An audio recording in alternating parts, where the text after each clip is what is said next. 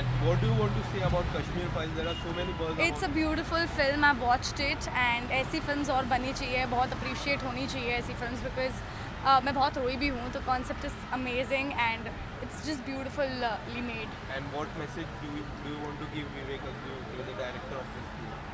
That he's done a great job and he should come up with more such things like that and yeah, good luck. Thank you so much. Thank you. This is so awkward for me. Bye bye. Happy birthday.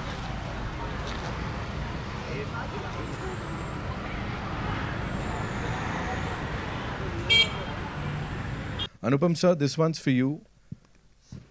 Being a Kashmiri Pandit, मैंने पढ़ा है, आपने कहा भी कि आप अपनी माता जी को ले जाना चाहते हैं उस जगह वापस. आंखें नम है. Of course you want to go back there, but और आपने वो परचम भी लहराया है. कश्मीरी पंडितों की बात आपने की है तब से लेके अब तक. बट नाउ, अब जब ये किरदार आपको प्ले करने के लिए बोला, वो एक तरीके से सब रीलिव कर रहे थे आप. क्या चल रहा था दिमाग में? बहुत मुश्किल होता है उस किरदार को प्ले करना जो आपने महसूस किया हो. बिकॉज महसूस करना जो है, when you are performing that as an actor, सिर्फ महसूस करना काफ़ी नहीं होता है. बिकॉज आपको एक फ़िल्म के दायरे में एक्टिंग करनी है. तो इस फिल्म के दो पहलू हैं, as an actor and as a person. तो जहाँ तक पर्सन की बात है, आप कितना भी महसूस कर लो, अगर वो एक्टर अच्छा नहीं है तो वो पर्दे पर उस दर्द को, उस तकलीफ़ को नहीं ला सकता है. महसूस तो हम सब लोग करते हैं. हम सब लोग दुख महसूस करते हैं, हम तकलीफ़ महसूस करते हैं, खुशी महसूस करते हैं, हंसते हैं, रोते हैं. But everybody can't act it out. It's a job of an actor to do that. So I want to separate two issues over here. One is that just because I'm a Kashmiri Pandit does not mean that I will be able to portray that pain brilliantly unless I can project what I'm feeling.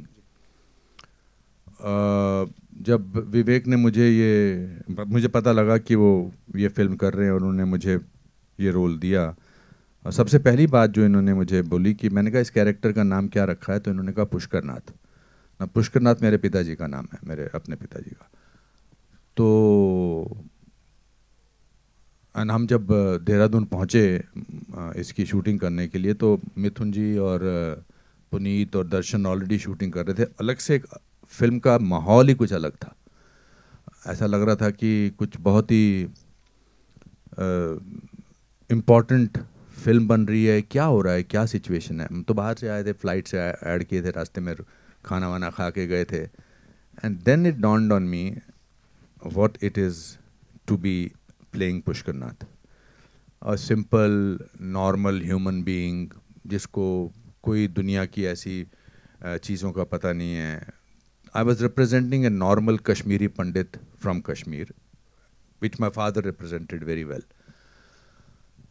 And then it was difficult to do that role, because how do I separate the emotions of Anupam Kher from the emotions of actor Anupam Kher? What is real and what is acting? So from that point of view, it was one of the most difficult roles.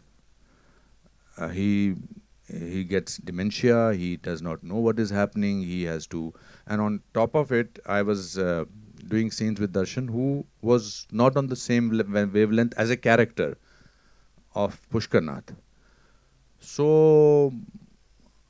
it was a difficult job. Plus कहानी वो थी जो मैं सुन चुका था अपने रिश्तेदारों से, करीबी रिश्तेदारों से, मेरे मामा से, मेरी माँ से, और हम सब वो अंडर द रग उसको जब छुपाते हैं ना, जब तकलीफ बहुत ज़्यादा होती है तो उसको दबा के रखते हैं. That's why it turns into depression. But I'm so happy that Vivek, you and Pallavi, you made this film, because आप लोग तो बहुत सारी चीज़ों से जूझते हैं as journalist, but इस कमरे की खामोशी बताती है कि आज आपको भी कहीं तो झटका लगा है. And that is the biggest achievement, I will say, of the film, because when pain reaches other people, then half the job is done. So I think this is what this film has done. Thank you so much sir, thank you so much. Vivek sir, this once for you. मैं आपसे जानना चाहूँगा, generally क्या होता है, film आने वाली होती है, बहुत हल्ला गुल्ला मचाया जाता है, मार्केटिंग होती है, प्रमोशंस होते हैं. ये यदाकदाई देखने को मिलता है कि जब फिल्म का ट्रेलर आ चुका है, लोग खुद से उसको रिव्यू कर रहे हैं, लोग उसके बारे में बात कर रहे हैं, ऑर्गेनिक रीच जो कहा जाता है, प्लीज मेरे को उसके ऊपर थोड़ा बताइए, because I know you would not want to talk about that कि ठीक है यार सही जगह जा रही है चीज, बट नहीं, ऑर्गेनिक रीच और जिस तरह से इसको लोगों ने एक्सेप्ट किया है उसके ऊपर प्लीज बोलिए कुछ। सच बोलूं? बिल्कुल सच बोलना है सर। डिप्लोमेटिकली बोलूं, देखिए ऑर्गेनिक रीच, ऑफ कोर्स मैं मीडिया का स्टूडेंट हूं, मैंने कम्युनिकेशन में ही पढ़ा है, one of the best institutes in the world. तो आप बिल्कुल सही कह रहे हैं, एक होता है ऑर्गेनिक रीच जो लोग खुद एक दूसरे तक पहुंचाते हैं मैसेजिंग, और दूसरा होता है एक hyped up reach, you know, जहां आप इतनी ज़्यादा हाइप क्रिएट कर दें, इतनी हाइप क्रिएट कर दें कि लोग एक इवेंट बन जाए और मजबूरी में लोग कहें भाई हमें तो इस इवेंट का पार्ट होना, चाहे वो अच्छा हो चाहे बुरा हो। तो साल में 5-6 फिल्में इंडिया में रिलीज़ होती हैं, 6, 7, 8 मैं कहूँगा, जो लोगों ने डिसाइड कर लिया कि वो चाहे 2024 में आए चाहे 2026 में आए, ये एक बहुत बड़ा इवेंट होगा, हमें इसका पार्ट बनना है। हमारे आसपास भी ऐसी फिल्में आ रही हैं। 3 साल से सारा मीडिया लिखता है कि ये फिल्म तो लोग देखेंगे, यानी मीडिया ने डिसाइड कर लिया घर घर जाके कि उस फिल्म को कौन देखेंगे। अब जब मीडिया ने डिसाइड कर लिया तो लोगों तक वो बात पहुंच ही जाती है। पर मैं जितनी फिल्में बना रहा हूँ अब इन विवेक अग्निहोत्री 2.0 में, उसमें इन फिल्मों को हाइप अप करने का स्कोप ही नहीं है, क्योंकि वो इतनी रियल है, इतनी जुड़ी हैं ज़मीन से, और ऐसा कोई हमारे साथ उस तरह के भी स्टार्स और एक पूरा मसल और मैकेनिज्म काम नहीं करता है हमारे साथ भी।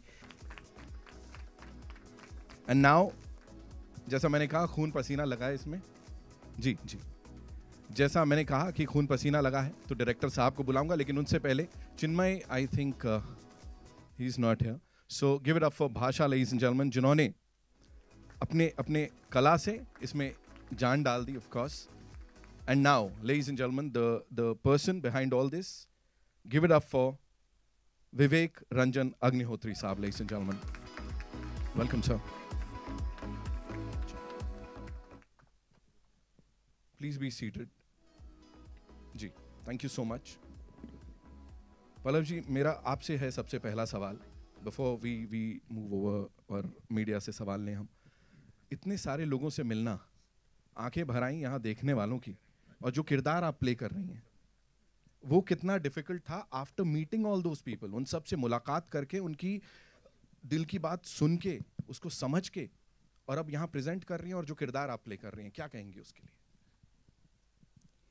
Good evening everyone. मैं पता नहीं मैं कितनी बार ये देख चुकी हूँ, ये जो आपने अभी देखा, but believe you me, every time I see this, every time I can't stop my tears. जो रिसर्च हम लोग कर रहे थे, as you can see how painful it was. रोज़ हम लोगों से यही सुन रहे थे, उनके पेन की स्टोरीज सुन रहे थे, उनकी एंग्विश, किस तरह से उनका सब कुछ पीछे छूट गया, किस तरह से उनके घर वालों को बहुत बेरहमी से मारा गया। तो एक समय के बाद ये होने लगा कि दिमाग है ना, इतने दर्द को, इतने दुख को प्रोसेस करना बंद कर देता है एक समय के बाद। And every time we would go back to our hotel, Vivek and I would just lie down and keep staring at the ceiling, क्योंकि नींद ही नहीं आ रही थी हमें।